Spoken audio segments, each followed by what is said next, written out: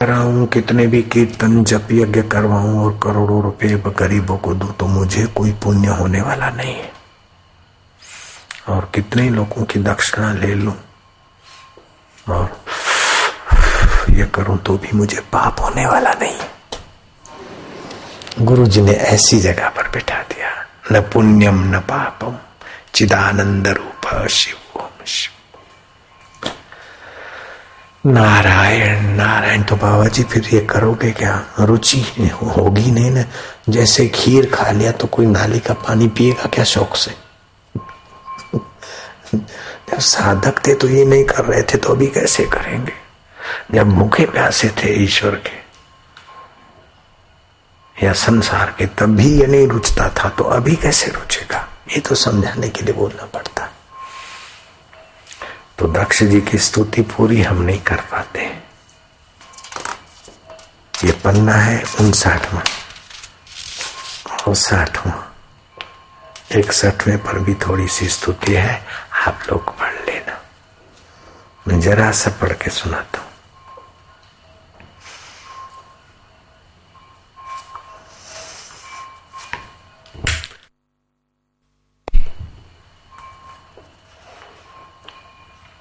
अपने से अतिरिक्त को भी नहीं जानते, परंतु जीव इन सब को और इनके कारण सत्व रज और तम इन 3 गुणों को भी जानता है।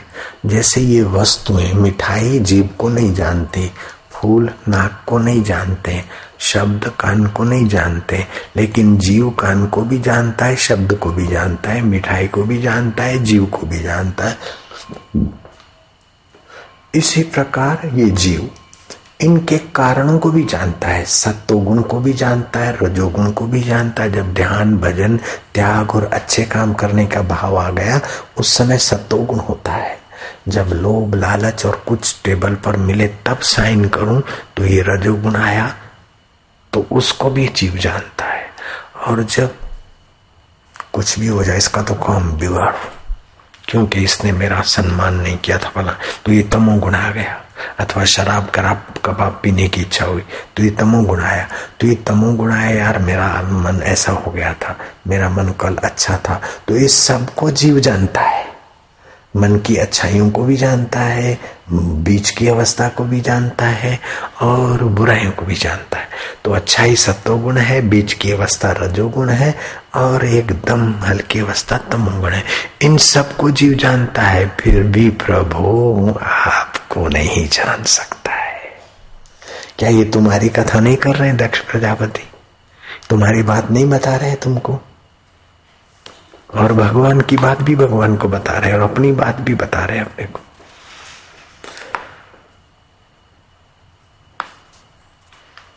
तो इनके कारण सत्व रज और तम इन 3 गुणों को भी जानता है, परंतु वह भी दृश्य अथवा ज्ञेय रूप से आपको नहीं जान सकता, क्योंकि आप ही सबके ज्ञाता और अनंत हैं। आप कौन कैसे हैं? अनंत, जिसका अंत न हो। और आप सबके जानकार हैं कि जीव ठीक जानता है कि नहीं जानता, उसको भी आप जान रहे हैं। जीव ठीक करता है कि नहीं करता, उसको भी आप जान रहे हैं। हम छुप कर भी कोई कुकर्म करें तो हम नहीं चाहेंगे कि हमको कोई सजा दे, सीधी बात है। फिर भी हृदय में वो हमारा सुहृद धड़कने बढ़ा देगा, डर बढ़ा देगा। और हम चुपके भी साधन भजन करें तो हमारा बल बढ़ा देगा।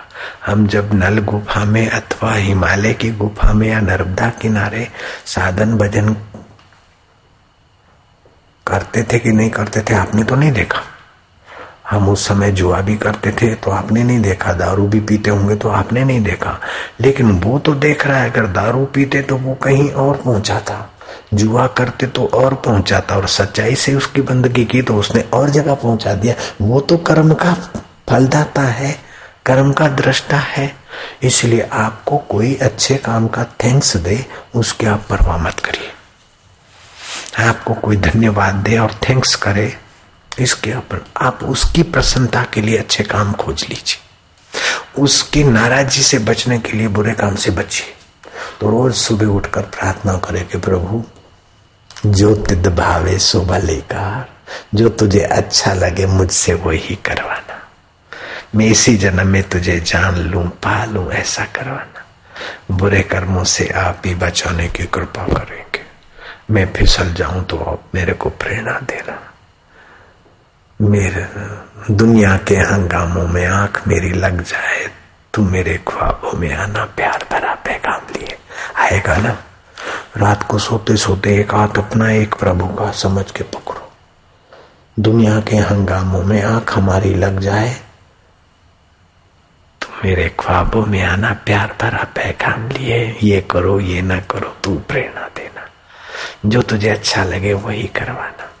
तेरी प्रीति देना, तेरे साथ तेरे को पाए हुए पुरुषों का संग देना। न जाने जीवन की शाम कहीं ढल जाए, पता नहीं, उसके पहले है मेरा मन तुझ में ढल जाए। कृपा कर। आप केवल इतनी प्रार्थना करो, उसके तरफ से इतनी सहायता मिलती। हम अपने बल से उसको नहीं पाए हैं, सच्ची बात है। हम तो हम रोए थे, कई रात्रियां रोते थे।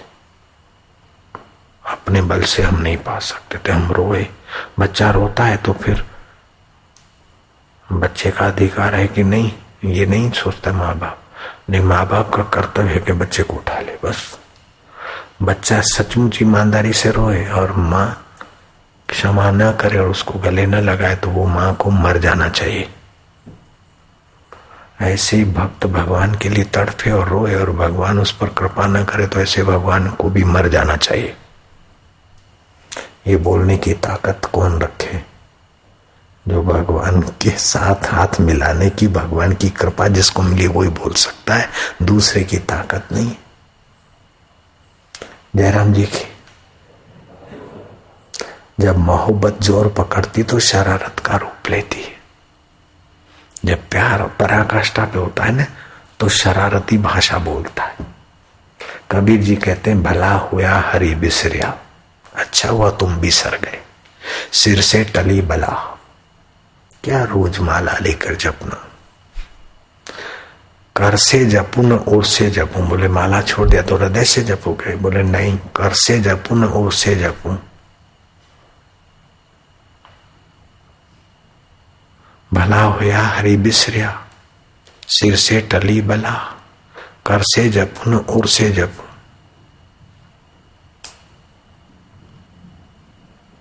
मुख से जपू न राम,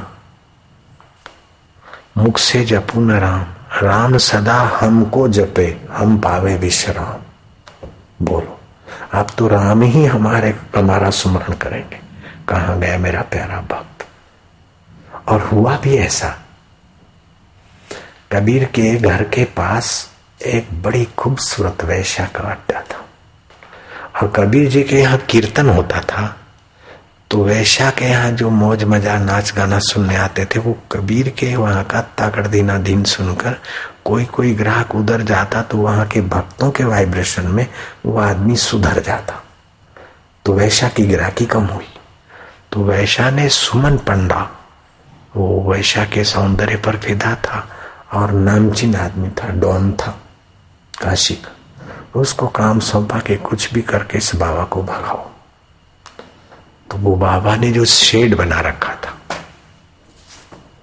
घास फूस का हॉल बना रखा था, तो सुमन पंडा ने भांग भांग पीकर अपने साथियों के साथ आकर वो पंडाल जला दिया, आग लगा दी। ऐसा नहीं कि साधु बाबा को सब लोग ही पूजते हैं, आग लगाने वाले भी बहुत होते। यहां भी हम आए तो क्या क्या हमको अनुभव हुए। पुलिस की पिटाई कर देते थे ऐसे 40-40 तो भट्टियां चलती थी झाड़ों की, शराब की। पुलिस भी हिम्मत नहीं करती थी। वो पुलिस के पीछे पड़ जाते तो पुलिस वाले आके यहाँ आश्रम में छुप जाते और वो कंजर लोग मर्यादा रखते कि बाबा उन गांडों को बाहर निकालो। हफ्ता उनका बाप लेता है, डीएसपी तक के पैसे लेते और इन कुत्तों को भी हम देते और फिर भी यहाँ धौंस देते, निकालो इनको बाहर। मैं क्या नहीं,